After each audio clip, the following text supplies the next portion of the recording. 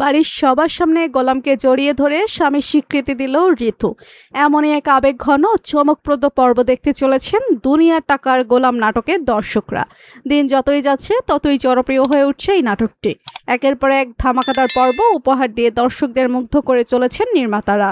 তবে দীর্ঘদিন ধরে দর্শকরা যে মুহূর্তটির জন্য অপেক্ষা করছিলেন, অবশেষে সে মুহূর্তই আসতে চলেছে।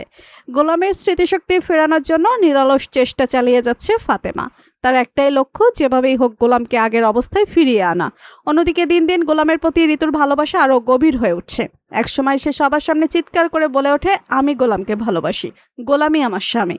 ঋতুর মুখে এমন কথা শুনে উপস্থিত সবাই যেমন অবাক হয়ে যায়, তেমনি অবাক হয়ে যায় গোলামও।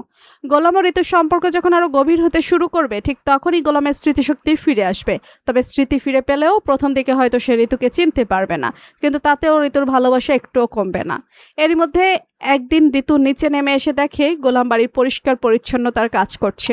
দৃশ্যটি দেখে সে খুব রেগে যায়। সঙ্গে সঙ্গে বাড়ির সবাইকে ডেকে আনে এবং সবার সামনে স্পষ্ট জানিয়ে দেয়, আজ থেকে গোলাম এই বাড়ি কোনো কাজ করবে না, গোলাম আমার স্বামী। এরপর ফাতেমা একটি বোর্ডে কয়েকটি কঠিন প্রশ্ন লিখে দেয়। সবাইকে অবাক করে দিয়ে গোলাম অনায়াসেই সব প্রশ্নের সঠিক উত্তর দিয়ে ফেলে।